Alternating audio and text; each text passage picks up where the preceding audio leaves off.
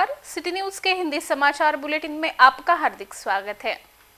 सबसे पहले एक नजर आज की सुर्खियों पर। अकोला शहर में तेजी से फैल रहा है कोरोना का संक्रमण।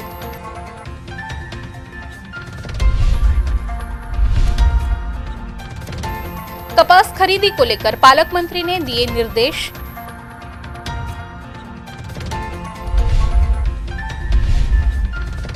मलकापुर में फलों की अवैध नीलामी, उमड़ रही है भारी भीड़।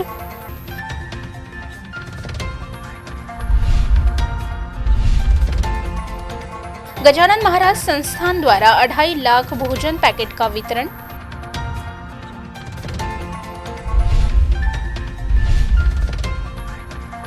और सरकारी वैद्यकीय महाविद्यालय की कार्यप्रणाली पर लगा प्रश्न चिन्ह। अब समाचार विस्तार से। अकोला शहर में कोरोना पॉजिटिव मरीजों की संख्या तेजी से बढ़ रही है। नए परिसरों में कोरोना संक्रमित मरीज मिल रहे हैं, जिसने जिला प्रशासन की नींद उड़ा दी है। वहीं आम नागरिकों में भी भय का वातावरण देखा जा रहा है।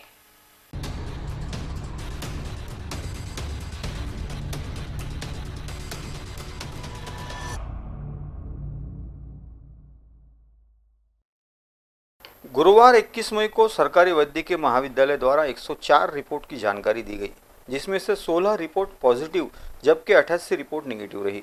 गुरुवार की सुबह 16 पॉजिटिव मरीजों में 9 पुरुष तथा 7 महिला मरीजों का समावेश है, जिसमें जठारपेट के रेलवे कॉलोनी के 3, फिरदौस कॉलोनी के 2, डाबकी रोड के 2, नायगांव के 2 तथा Rajputpura, Jyotinagar civil line, new Radha Kishan plot, Gorakshan road, Sontak के प्लॉट, पूर्व पीड़ित कॉलोनी, अकोट फाइल, लक्ष्मीनगर के एक मरीज है।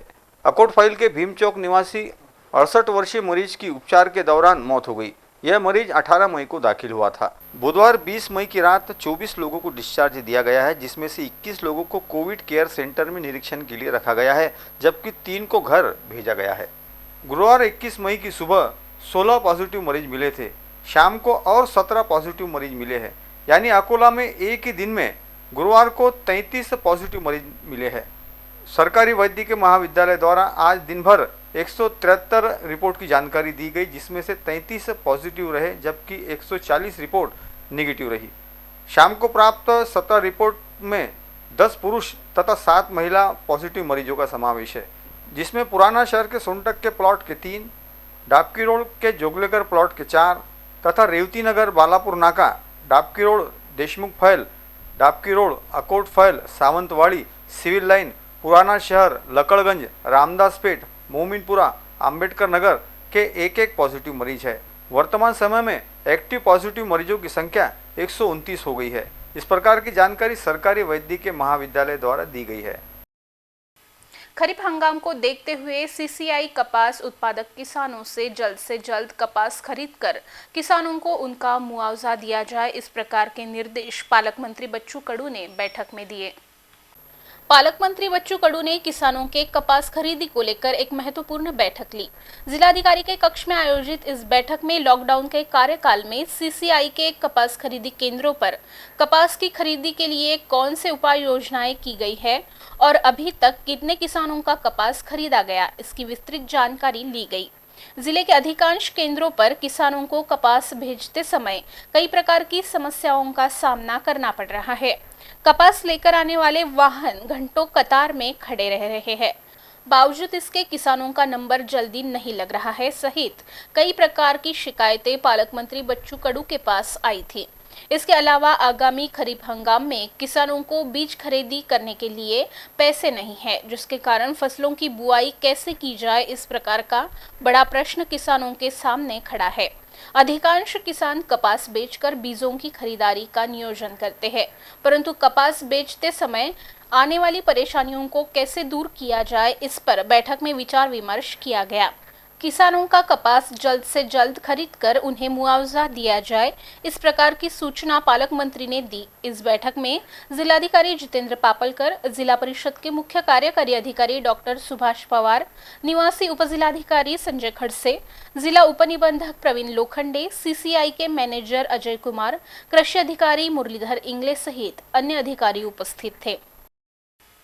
मलकापुर के राष्ट्रीय महामार्ग क्रमांक 6 पर अमरावती ढाबे के पास अवैध रूप से फलों की नीलामी की जा रही है, जिसमें व्यापारी के साथ ग्राहक भारी संख्या में भीड़ कर रहे हैं, जिसमें सोशल डिस्टेंसिंग का भी ख्याल नहीं रखा जा रहा है। कोरोना वायरस के संक्रमण को देखते हुए सभी और धारा 144 के तहत कर्फ्यू लागू किया गया है। बावजूद इसके राष्ट्रीय महामार्ग क्रमांक 6 पर स्थित अमरावती ढाबे के पास मलकापुर के फल व्यवसायी बड़े प्रमाण में फलों की नीलामी कर रहे हैं, जिसके कारण यहां भारी भीड़ उमड़ रही है।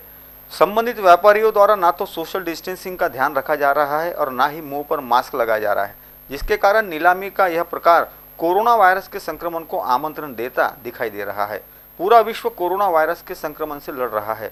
प्रशासन द्वारा भी कोरोना वायरस को लेकर उपाय योजनाएं के साथ जन जागृति की जा रही है, परंतु मलकापुर के फल विक्रेता व्यापारी लॉकडाउन में धारा 144 जमाबंदी होने के बाद भी मलकापुर के साप्ताहिक बाजार परिसर में आयोजित की जाने वाली फलों की नीलामी अब राष्ट्रीय महामार्ग क्रमांक 6 स्थित अमरावती ढाबे के समीप सुबह के समय अवैध रूप से आयोजित की जा रही है। इस नीलामी में अन्य राज्यों के फल विक्रेता भी बड़े प्रमाण में आ रहे हैं, जिसके कारण फलों की नीलामी में भारी भीड़ उमड़ रही है। फल व्यापारी और ग्राहकों द्वारा सोशल डिस्टेंसिंग का पालन नहीं किया जा रहा है और ना ही मुंह पर मास्क अथवा रुमाल बांधा जा रहा है, जिसके कारण कोरोना वायरस के संक्रमण का खतरा काफी बढ़ गया है। इतना ही नहीं, नीलामी के दौरान उमड़ने वाली भीड़ को देखते हुए यहाँ चाय नाश्ते की दुकानें भी खुल रही है। यहाँ हो रही फलों की अवैध नीलामी को तुरंत बंद कराकर यह नीलामी मार्केट कमेटी के यार्ड में नियम व शर्तों पर शुरू की जाए, इस प्रकार की मांग मलकापुर के नागरिकों द्वारा की जा रही है। शेगांव के श्री गजानन महाराज संस्थान द्वारा निस्वार्थ भाव से जरूरतमंदों की सहायता की जा रही है। संस्थान द्वारा अभी तक 2,50,000 भोजन के पैकेटों का वितरण किया गया है। इसके अलावा सेवाभावी संस्थाएं भी अपना योगदान दे रही है। वैश्विक महामारी कोरोना के कारण पूरी दुनिया हतबल हो गई है। देश के प्रधानमंत्री नरेंद्र मोदी ने इस आपत्ति के काल में सभी नागरिकों और सेवाभावी संस्थाओं को सहायता करने की अपील की है।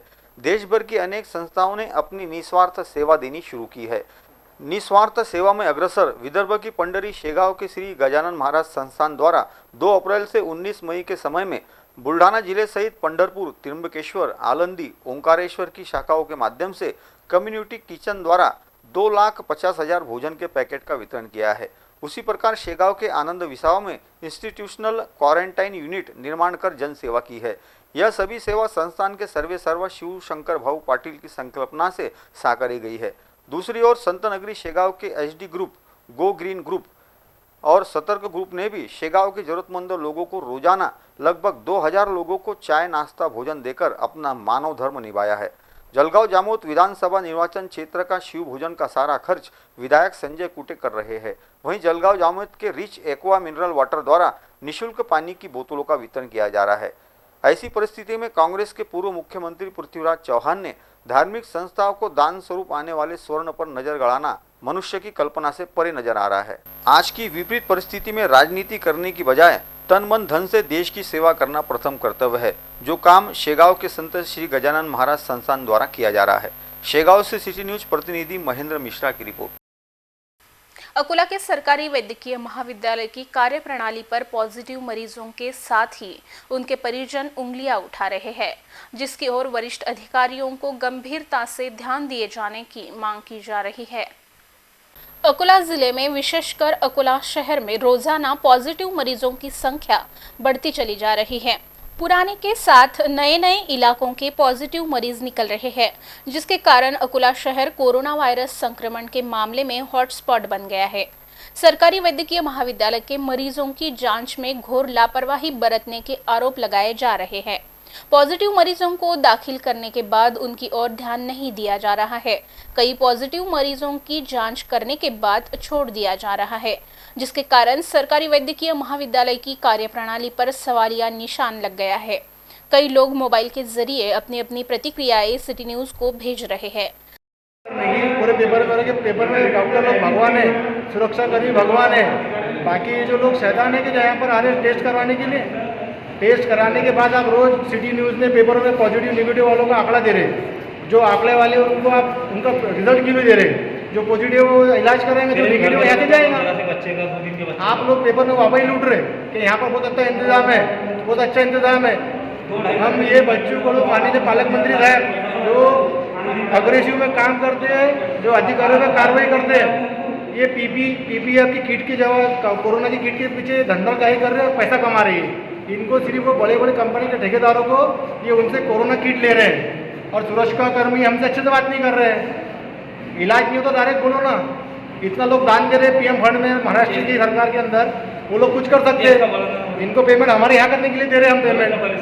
इनको पेमेंट दे रहे किस लिए हम यहाँ पर? ये हमारे लिए सेवा में है कि ये इनका मेवा खा रहे हैं यहाँ पर?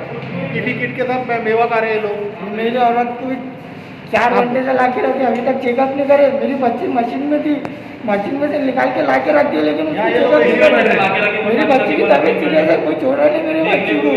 ना डॉक्टर आके चेक कर रहे, बोल रहे तो बोलते हैं कि आएंगे यहाँ से वहाँ भेज रहे हमको, इधर जाओ उधर जाओ, कोई आगे देख रहे नहीं। मेरी नानी बच्ची को कुछ हो रहा तो मैं क्या करूँगा? आगे काम है इनको देखना। अरे नहीं देख रहे, छोड़ दिया इसे, आएंगे आएंगे बोलते हैं। ये कहाँ का इंसाफ है?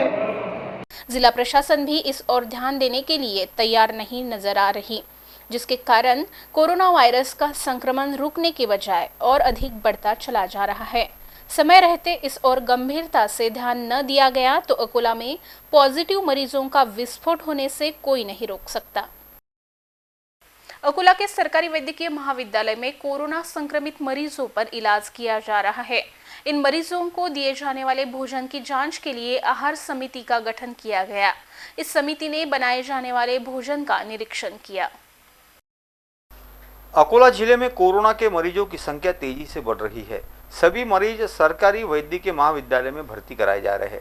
इन मरीजों को भोजन, चाय, नाश्ता गुणवत्तापूर्ण मिलना आवश्यक है। शासकीय वैद्यकीय महाविद्यालय में मरीजों को अच्छा भोजन न मिलने तथा व्यवस्था न होने की शिकायत कुछ जनप्रतिनिधियों ने की थी। इस मुद्दे को लेकर काफी हंगामा मचा था, जिसके बाद पालक मंत्री ने 15 मई को हुई जायजा बैठक में समिति गठित करने के निर्देश दिए थे, जिसके चलते पालक मंत्री बच्चू कडू के निर्देश पर जिलाधिकारी ने आहार जांच समिति का गठन किया था। बुधवार को इस समिति ने भोजन गृह को भेंट देकर अनाज तथा पके हुए भोजन का निरीक्षण किया, साथ ही मरीजों से आहार को लेकर पूछताछ की। जांच समिति के अध्यक्ष पूर्व महापौर विजय अग्रवाल, सदस्य मनोज पाटिल, पार्षद डॉक्टर जीशान हुसैन, पार्षद राजेश मिश्रा, पूर्व पार्षद रफीक सिद्दीकी व सचिव सहायक आयुक्त अन्न व औषध प्रशासन विभाग का समावेश है।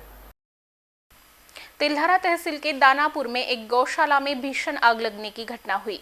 इस घटना में कड़बा, बैलगाड़ी, कृषि औजार जलकर खाक हो गए, जिसमें किसान का 60,000 रुपयों का नुकसान हो गया।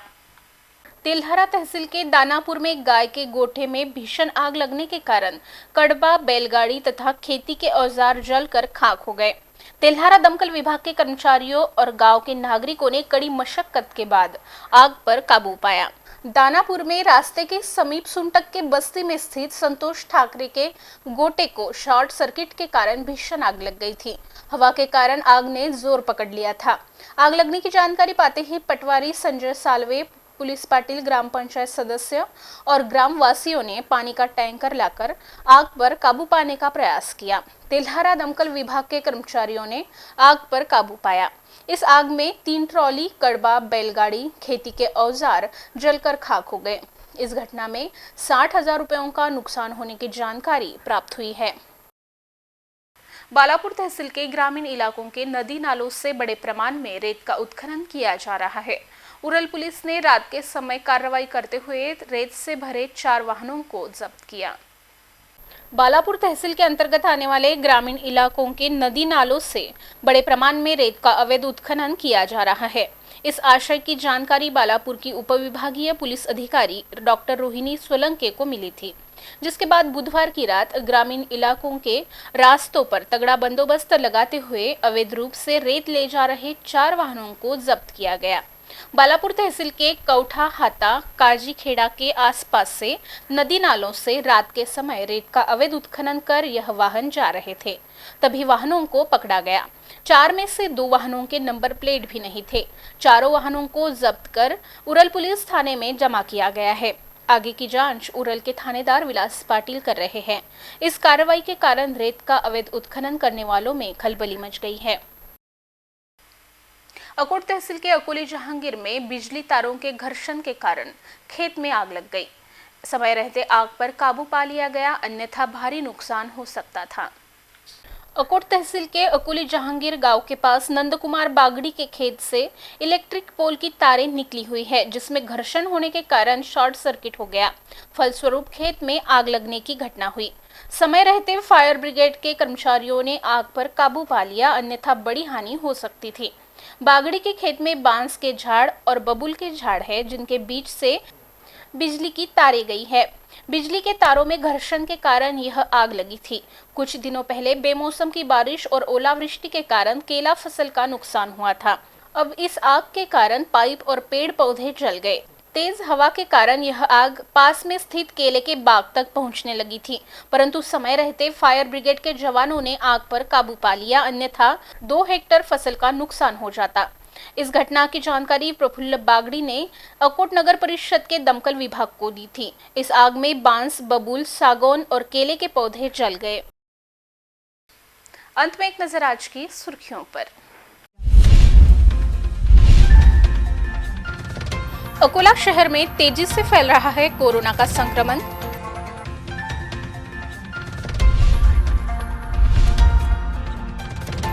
कपास खरीदी को लेकर पालक मंत्री ने दिए निर्देश।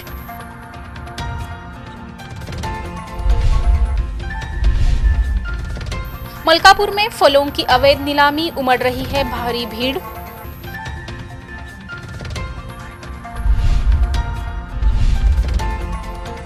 गजानन महाराज संस्थान द्वारा 2.5 लाख भोजन पैकेट का वितरण।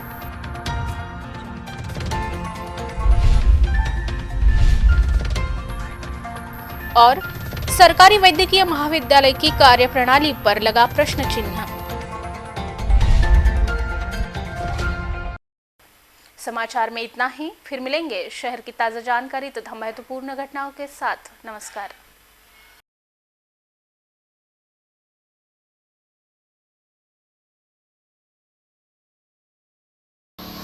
तुम्हाला जर हा व्हिडिओ आवडला असेल तर लाईक, कमेंट आणि शेअर करा। सबस्क्राइब करा आमचं RRC नेटवर्क चॅनल आणि बाजूला दिसत असणाऱ्या बेल आयकॉनवर क्लिक करा। तुम्हाला मिळतील दररोज घडणाऱ्या घटनांचे नोटिफिकेशन तात्काळ। तेव्हा जरूर भेट द्या आमच्या वेबसाईटला आणि पाहत रहा RRC नेटवर्क। सेवा आमची, करमणूक तुमची।